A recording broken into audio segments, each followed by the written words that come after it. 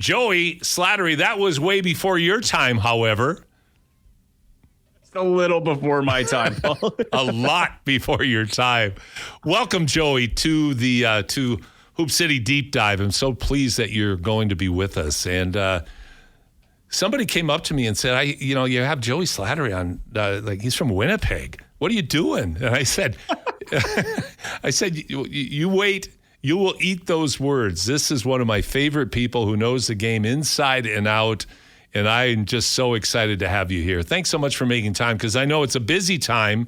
You're probably down at the shoot-around of the Sea Bears right now. I just got back for this because I wasn't going to miss it for the world, and I appreciate you having me on. And let's be fair, I do have some Edmonton roots, right? I lived there for a little bit. I was there for the inception of the Edmonton Stingers. And that's what got me, into the CEBL in the first place. So, I'm really excited to be on the show. It's a busy day. It's an exciting day in Winnipeg for sure, but an exciting year for Canadian basketball, if I'm being totally honest. We're just on the upward trajectory, from our national team to our, our pro league. Things are looking really good right now. There's a lot of excitement. Well, a lot of excitement. And before we go into the specifics, I had this a little further down in my list of topics to talk about, Joey.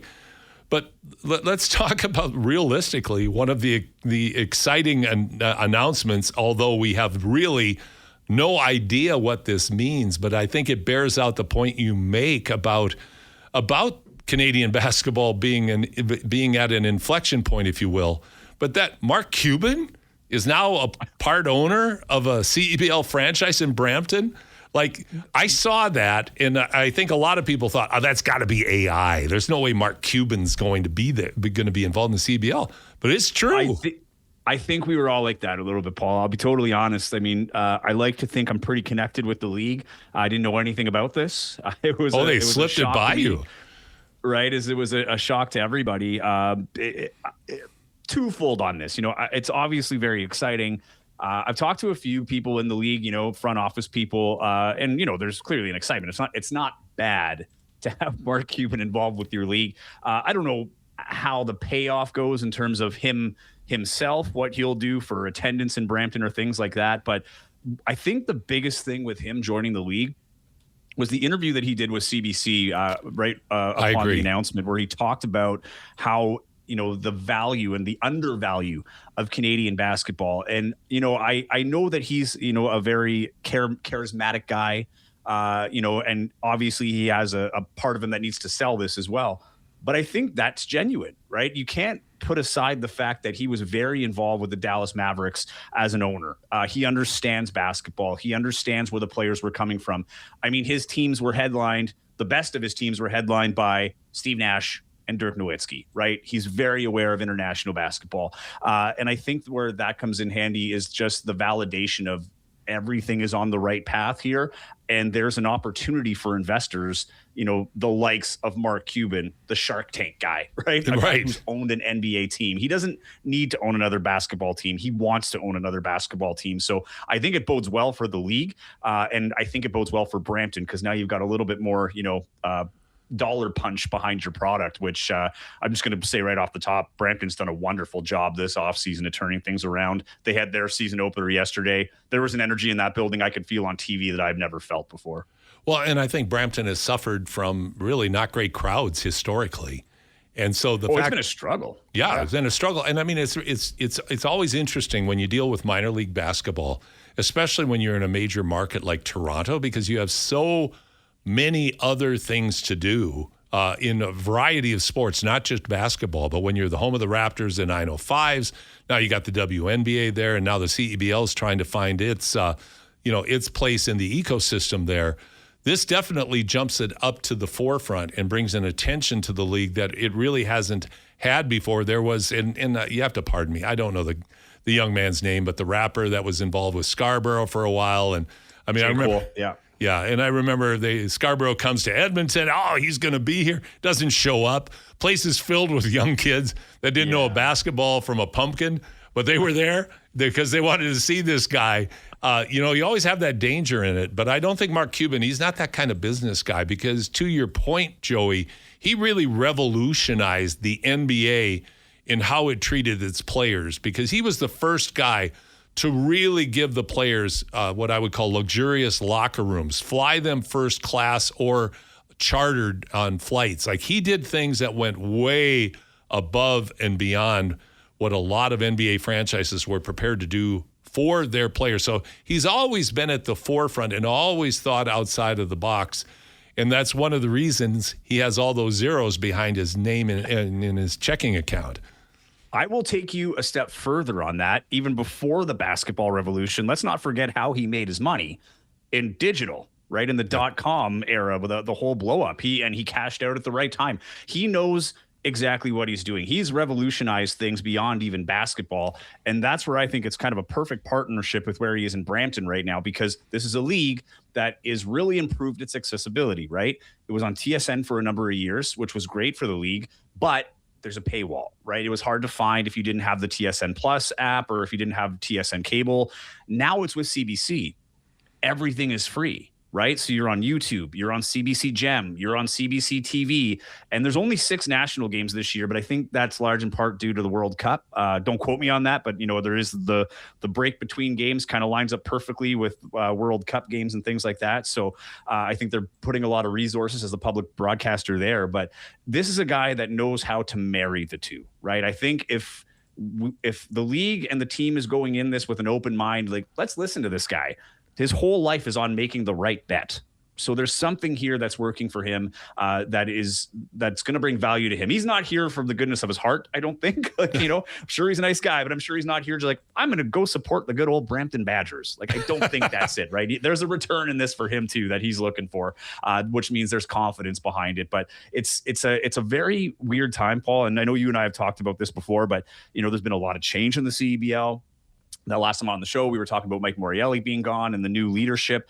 There's a lot of pressure on the league too right now because of this. You've got the platform, you've got the accessibility. Now, what are we doing with it, right? So having a guy like Mark Cuban in here, I think, is huge. But so far, it's been a quick turnaround from the old leadership switch over to where we are now. But I have to admit, there's an excitement that, it's palpable. I think there was a little bit of questions, maybe concerns for some people of what was happening this year. But now that everything's kind of in motion, the vibes are high, as the kids would say, Paul. Well, and I think, bringing Mark Cuban coming into the league is kind of like throwing gasoline on the fire. I mean, that's going to create a lot of excitement and a lot of momentum out of the gate. But I agree with you. Now that it's back, now that it's real, because I would say it was a pretty quiet off season with all the changes that were taking place at the head office. And we're going to talk about this a little bit later. I wouldn't say the CEBL's strength has necessarily been the way it has marketed its league. Particularly in this offseason. That's me speaking. But we'll talk about that a bit later. Let's talk about the exciting part. First of all, let's start with the Winnipeg CEBL. Now, I think it's fair to say, without blowing smoke at all, Joey, in your direction or in the direction of Winnipeg, it is the model franchise, in my opinion, in the CEBL. You are able to galvanize your fans in the community so that you get many thousands coming out to your games. They've really become CEBL fans quickly and remained loyal. Every year you put, I think, some pretty dynamic and exciting talent on the court.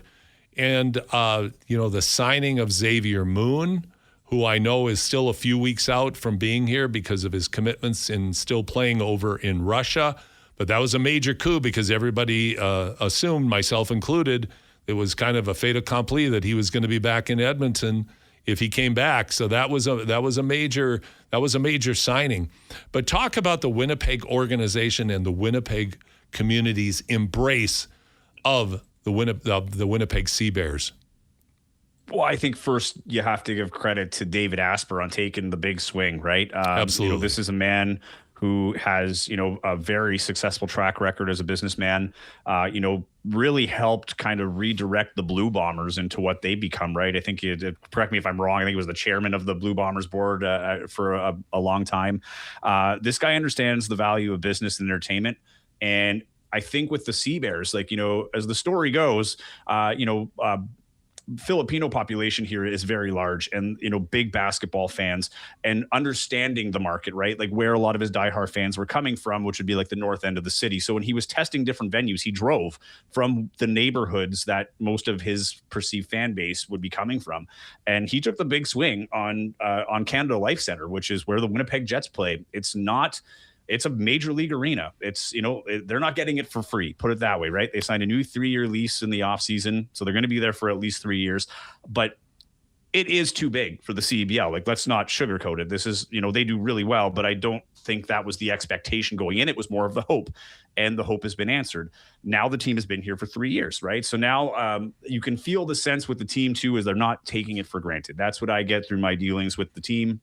And when I'm talking to people that, in the front office, that now it's, for a while it was the event, it was the new kid on the block, so to speak.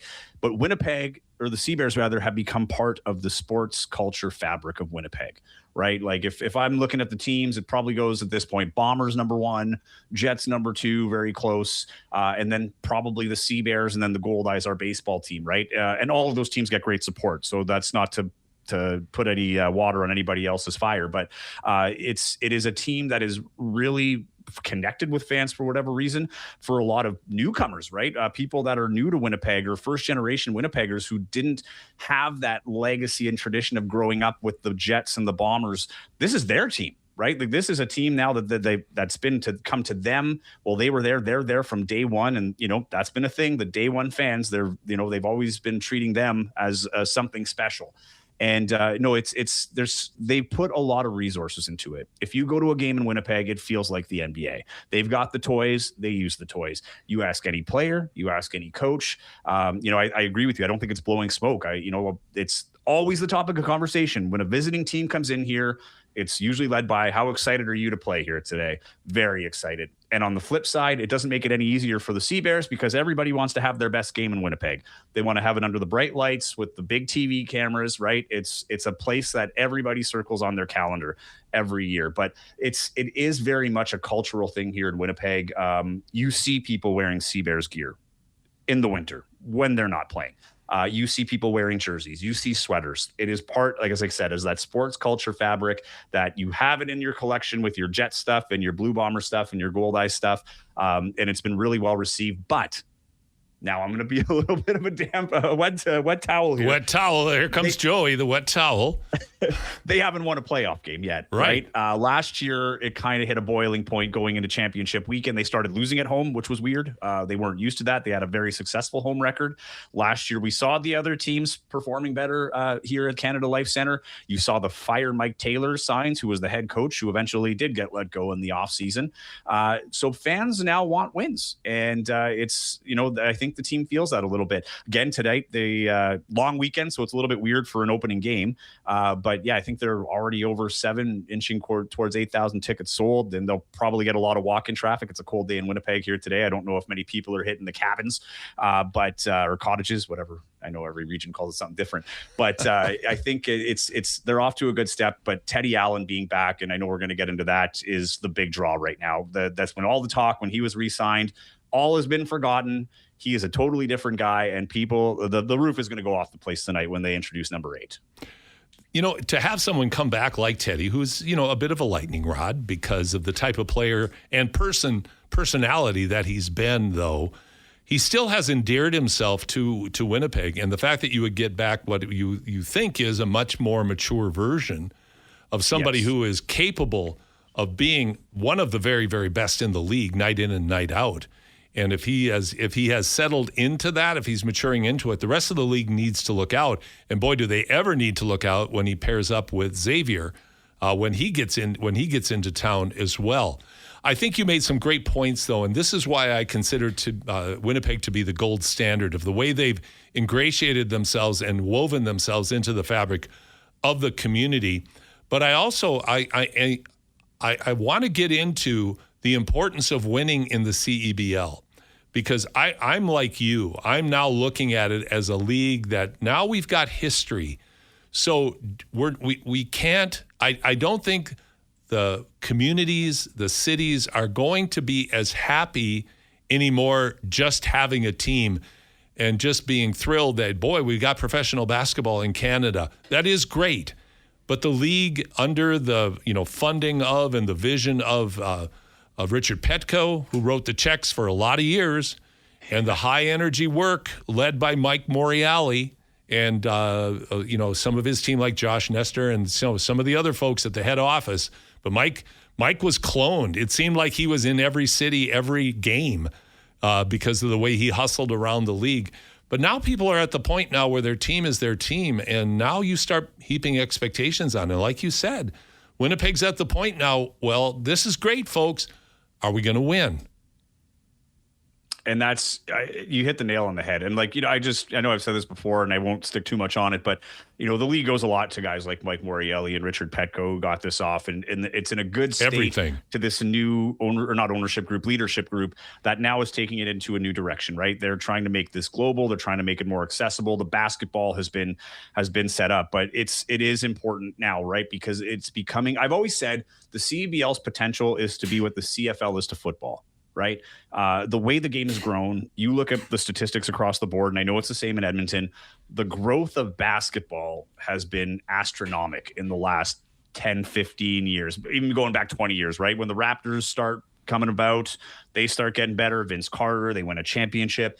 And a lot of people, it's just more accessible to play, right? Hockey's expensive. And, even soccer's become expensive. And I think for a long time, and we're noticing this now, there's excitement because of the World Cup, but it doesn't seem to have the same, I don't know if it's coolness or what, but there's something about basketball to these new fans that sticks with them, that they can just go grab a ball, hit a park, and go play.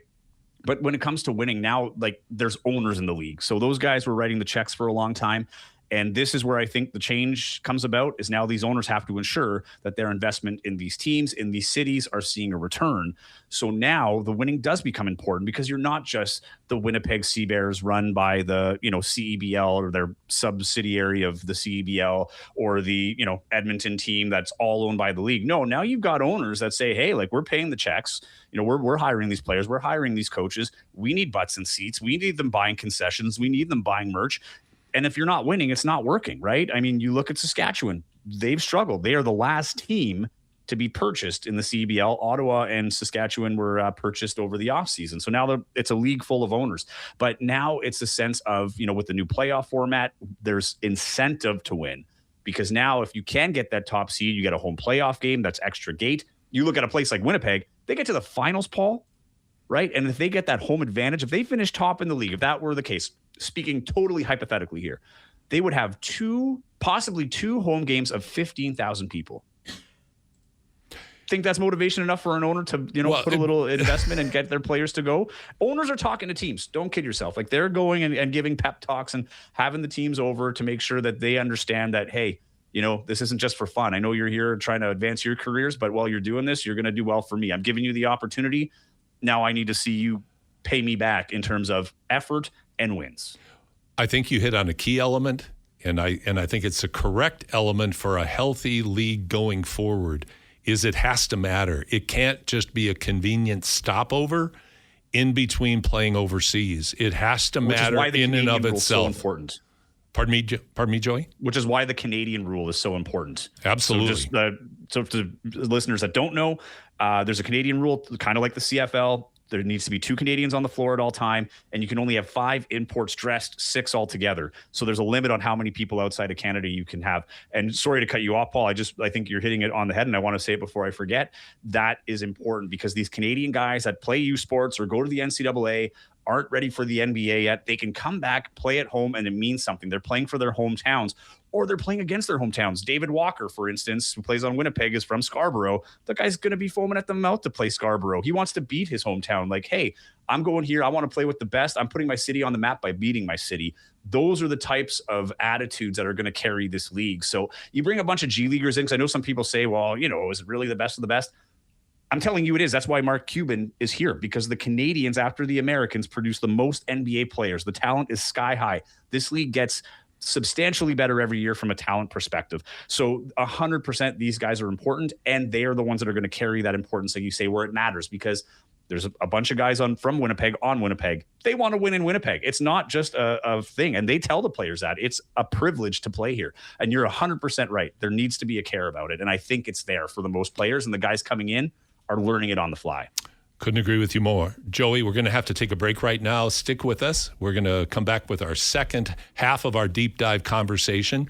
We're happy to welcome in Joey Slattery. Joey, let's go back to the CEBL for just a second. There was opening game for the league, was a CBC broadcast game last Saturday here in Edmonton at the Expo Center. Winnipeg's down 7 in target time. And by down 7, I mean the target time, the way it works, you have to score, I believe, is 9 points. First one to score 9. Is it 9 or 7? Refresh. So it's the first, so basically they take after the 4-minute mark, right. The fourth quarter, the first whistle, time stops. Whatever the leading score is, they add 9. So that becomes right. The target score. Okay. So Winnipeg had to come back. They came back and won.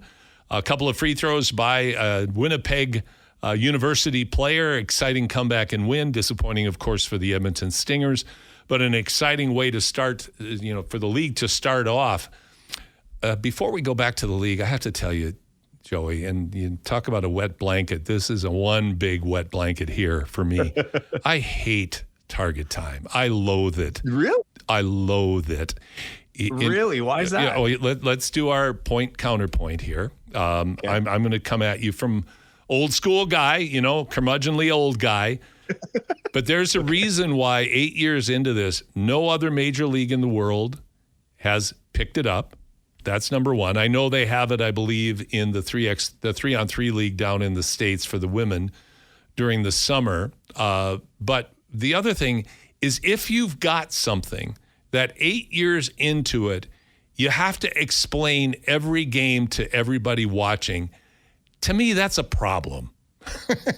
So I would just rather play the FIBA game myself. I prefer that. If it's an overtime, I know it started originally because TSN, wanted to have it be reliable for broadcast and blah, blah, blah. Again, I just loathe it. I think it's an irritation more than it is a basketball. It's just not something I personally enjoy. Now, having said that, I'm a wet blanket on this. It's an identifying factor for the league. And I think similar to the size of the football in the CFL, it'd be hard to change it. It'd be hard to go to 4 downs in the CFL. I think they should, personally, but I don't think they ever will because it's part of their identity. And I think 100%. CEBL, it's part of their identity. So here's where I'll counter that. So sure. There's the TBT League, the basketball tournament.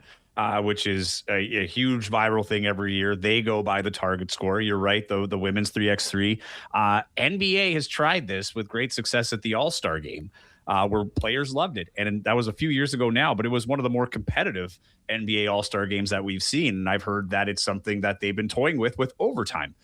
So instead of having the clock run out, you just say, okay, no clock in overtime, just first to that target score. I like that. I like that. I don't think the NBA is ever going to do this, right? Kind of like you said, every league has its culture. And as you've seen with the CFL, when you mess with it even a little bit, it can create a firestorm that you don't need to bring on unless you absolutely need to. I don't think anybody's begging for it, but I do think in Canada is what makes it sticks out. From a development standpoint, Paul, I'm a believer that this should be implemented kind of like Canadian football rules right across our scholastic system, from high school, even in the minors, or at least with some major tournaments, which some people have done or some tournaments have done, because now you have to learn how to be clutch, right? Like you have to go through that moment that a game isn't going to end because you can dribble out the ball. I think it gives much better development opportunities for young kids and people growing up, that you have to compete until the very end, right? And you're getting those shots. So if you're getting the quote garbage time, that doesn't exist in the CEBL. Every time you step on the floor is a chance to prove yourself. And if you're going to be that true development league to the NBA, every time you go out there, you have to play defense and you have to score when the pressure's on. So you can have, like you say, that 7-point lead, that 9-point lead, that 16-point lead. If you don't score that 9 before the other team gets to that target, that's a hard thing to bear, right? And you feel that pressure. So I think it goes a long way in terms of development and learning how to play the game in those high pressure situations. So people that might have went under the radar a little bit because they never found themselves in those situations in high school or in college or whatever the case may be, now might find themselves like a Mason Krause, for instance, who was on the floor at target time, had his heroic moment for his hometown team. He's a University of Manitoba legend out here, but now he's on the national stage, and he had that opportunity to be there because they couldn't give up and he was playing well. But now you find yourself in a scenario where I would have been just dribbling out the ball, or I would have been playing garbage time while Edmonton was dribbling out the ball, but they were able to stage that comeback and put themselves on the map. But I think there's a lot of upside to target score, but I do understand the argument for people of the traditional game. And I know no one likes it ending on a foul shot, but again, to have to hit a foul shot or two to win a game creates a lot of pressure, a lot of drama, but right? And go ahead. I was just going to say, Joey, you make a lot of good points. And here's something I will identify as a place where target time would be, I think, an effective tool, and it ties into your idea on developmental basketball. And that should be that target time is implemented in the equivalent of AAU tournaments for youth. That would solve a lot of problems when you get into scheduling, when you've got a million teams playing a million games in a gym, and now you get an overtime and everything gets bogged down and backed up. Really and truly, the target time makes sense in high volume environments to me. Like that is, and the scores too can't get too out of whack, right? Like you have to, there is a cap at some point, and you can't get blamed for running up a score because you still have to end the game with the 9 points, right? Well, so it takes away that aspect too. Well, no, I don't agree with that. If you're much better, you can be up 100-9 and then just have to get to 109. The other person. Well, that's what I mean. Yeah. But it's like, if there's teams that'll go off and then, well, you should have held back. Like it takes away that excuse. Right. You can't hold back because you have to end the game. If you have to end the game, it's not over is the argument I'm making. Yeah. No, I agree with you. And it's only a negative if you think it's a negative. I think personally, I prefer watching a game play itself out in the traditional way over the target time at the professional level. But you like the fouling? Pardon? Because that's one thing that comes away from target time, right? Is like, when they're hacking for fouls, trying to get the possessions back where it can, from a casual fan, one of the big arguments with basketball is the last 2 minutes can take 15 minutes, right? Because you're going back and forth trying to get possession. I don't think that exists so really in FIBA because of the limitations on timeouts. NBA, by all means. NCAA, absolutely, because they leave the timeouts you can always call a timeout in the middle of a play. You can, you've got a million timeouts to work with, but FIBA takes that away. And again, I don't want to spend too much time on that, but it's just one observation I would have. Like I said, I'll just throw that up as the curmudgeonly opinion on it. Let's go. Go ahead. There's a few coaches that would agree with you. I think so. I think so. I just think it's a better brand of basketball personally. And standing there waiting to see if a guy makes a couple free throws to end the game, it's like a dull thud when they win the game on a free throw. For me, that's true. I just remember the game where Alex Campbell scored his 1,000th point to be the first Canadian to do so. It was off 2 missed foul shots from was it Justin Jackson, who ended up playing in the NBA, but he had 2 chances to ice the game, missed both foul shots, and Winnipeg went the other way, and that was the loudest I've ever heard a stadium. So maybe that's my bias, is I remember that game where it was crazy when you missed it. You Winnipeggers, your loyalty is admirable. I do appreciate that. I'm talking with Joey Slattery here on Hoop City on the Deep Dive with Paul Sir. Let's go back to the league for a second. Let's talk about some of the teams. One of the things I think that the league does struggle with is, or has a big challenge with, I don't want to say struggle with, but one of the big challenges is how do you pump up and promote the heroes, if you will, and I'll put that in quotation mark, or the stars rather, that's a better term, coming into your community for that summer. You have Teddy Allen, who is an established star in Winnipeg. He has a rep. We had Xavier Moon, and some other players as well. But those are 2 that just jump out at you. But one of the things is, how do you market your stars? I guess what I'd like to do is, if you had to look across the league right now, Joey, because you do a great job of evaluating the CEBL, who has some of the star power of the signees outside of somebody named Xavier Moon, outside of Sean East, who's in Brampton? Who are some of the other names and players that you see as being players that people should really pay attention to? Well, Vancouver, and it's still not signed, but I know there's still interest and they're still going after Mitch Creek, who is a former NBA player, He's a stud. absolute star out of Australia. Tyrese Samuels, a Canadian who won the most outstanding Canadian last year in his first year in the CEBL. He'll be a front runner for the MVP. But you're right, like it is a little bit tough, and it really depends on who you ask too, Paul. Because you look at the Teddy Allen thing. Well, he had his banner up at Canada Life Centre beside Connor Hellebuck, right? And many would make the argument that might have got to his head from year 1 to year 2, which led to some of the issues that led to the breakup in the first place, right? And I don't know if a team like teams in the CBA are looking at that as like, maybe we don't do that, right? Because we got to make sure that everybody's in check and we got a team here. And different teams handle it differently too, right? Like I know Calgary and I'm sure Saskatoon, because there's the same ownership, which is another conversation. But they don't really market their stars. They've been notorious up until this year, really, of bringing in a whole new slot of players. They had very few returnees from coaches, from players, because they're selling the event. They're selling the team, right? So I think it does come down to what your ownership group sees as the opportunity. Do we own a basketball team or do we own an event, right? That we're trying to sell a live event, week over week and things like that, in social media and stuff like that. But there are marketable stars. And I think the thing is too, with the CBL, we're going to start noticing more and more as time goes on. We might not know their stars until they're gone. Right. There's going to be guys coming in here that are going to be, they're going to make their name here like a Teddy Allen. They're going to sign a 10-day Tevian Jones, not Tevian Jones, sorry. Name's blanking me. Trey Scott played on Winnipeg last year. He just signed with Calgary. That guy was with the Long Island Nets, signed a 10-day contract and became a starter for the Brooklyn Nets. All within 9-10 months. Right. And he's back in the CEBL. So if I'm Calgary, I'm marketing the heck out of that guy. Like he's an NBA guy that actually played in Toronto against the Raptors. So Canadian basketball fans will know the name because they just watched him before the season ended, right? So I think there's a way to market it, but the key to marketing is your local guys. Identifying the guys who are going to stay there, who have ties to the universities, even marketing the coaches to some degree, kind of like college. If you have a coach that's staying here full time, maybe that's the name that sticks here because they're more accessible. They can do the camps and things like that. But more than marketing the stars, I think you just have to market the team to the community, right? Establish yourselves as the pros. Get the players out, get the coaches out, working with the kids, working with the local teams, whether it's club or high school or university, and build it that way where you're marketing the opportunity to play professionally in Canada. I think the Stars are going to market themselves within 5 to 10 years of this league if it continues as is. I think we're going to see the youth sports coverage is getting better, especially in Ontario. And Western Canada has always been good at supporting, at least compared to other parts of Canada, at supporting university basketball in particular. But the coverage has gotten better with a younger audience, right? Social media, I think, is going to be a huge blessing for youth sports moving forward. So there's already names being made because kids are starting to care about university sports.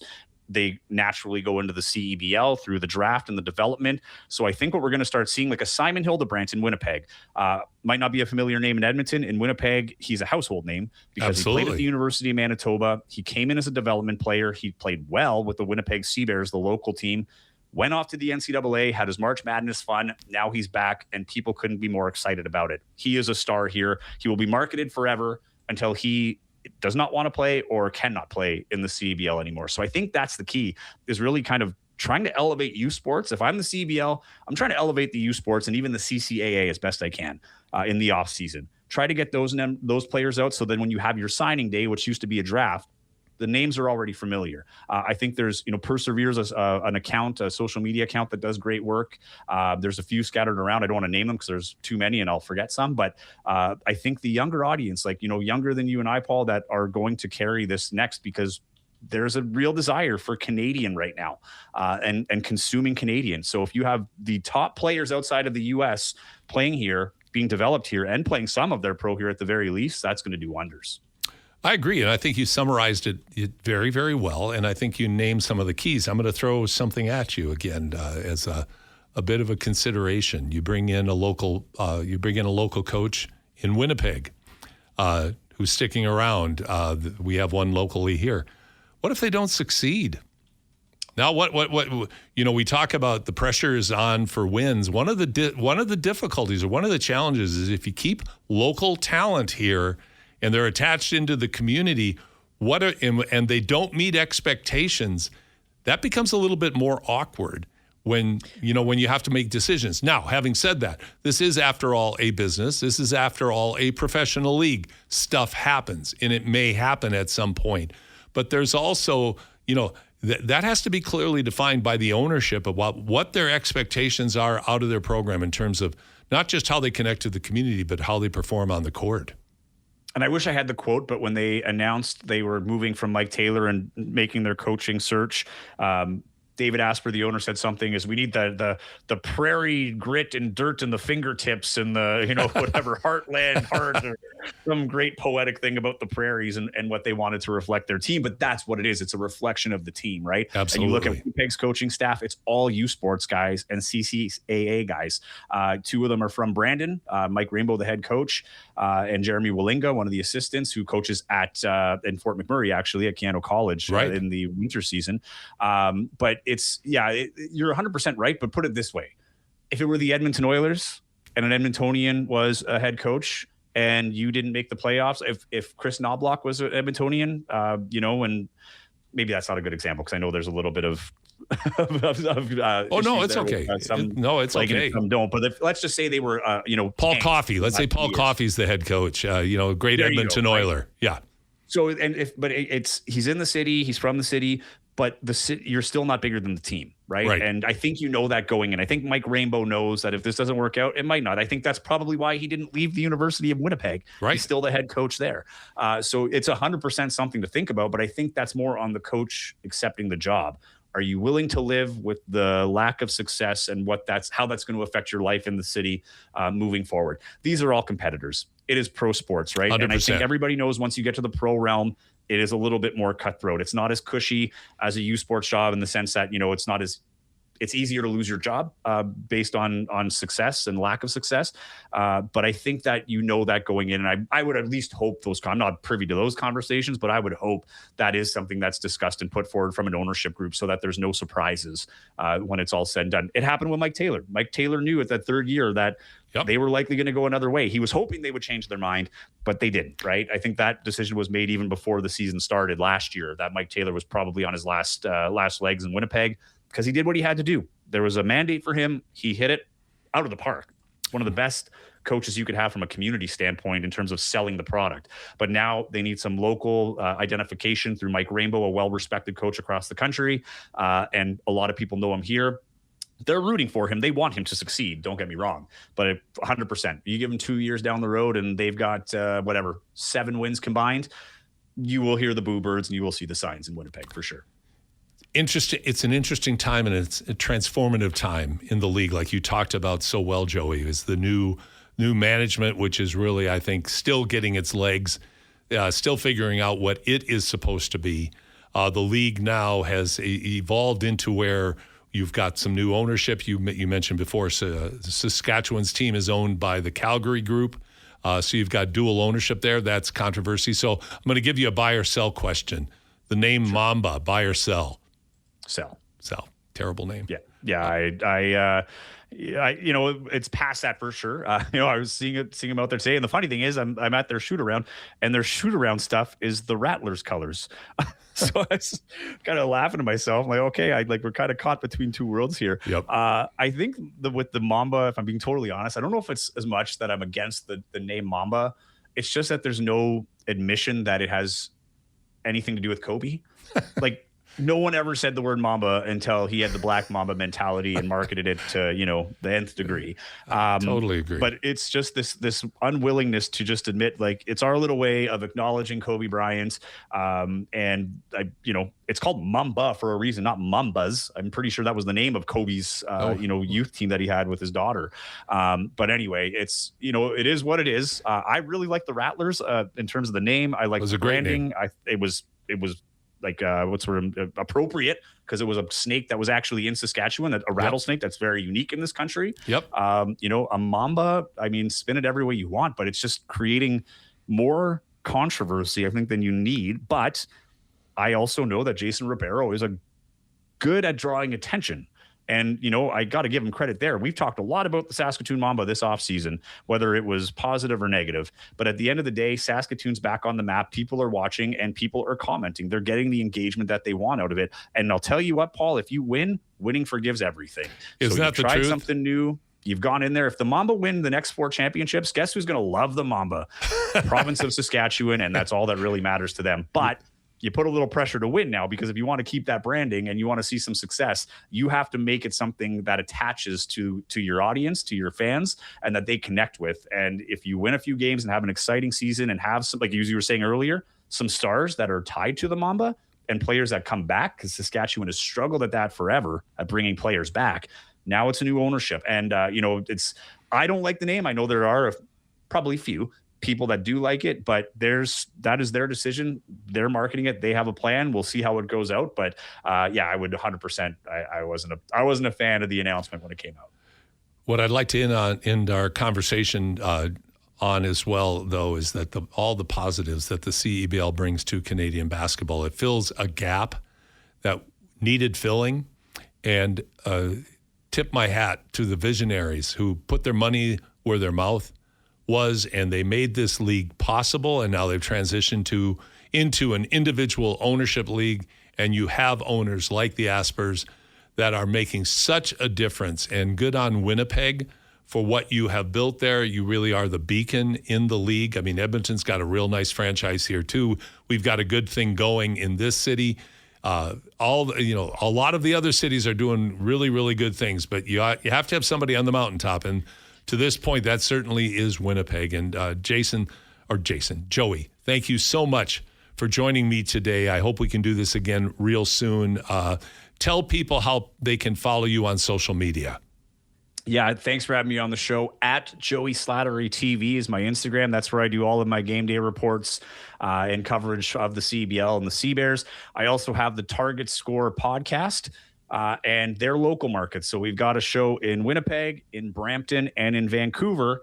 And we'll be growing. So I don't know if Sports 1440 wants to add a little Target Score flavor to them. I know you don't like Target Score, Paul, but no, that wrong Target name, Score right podcast, idea. No, I'm just pod. That's the best use of Target Score that I've heard so far, is the name for a show. So I appreciate that. Yeah. So no, Joey Slattery, you do a fantastic job. It's been great talking with you. I'm glad we could shine the spotlight on the CEBL together.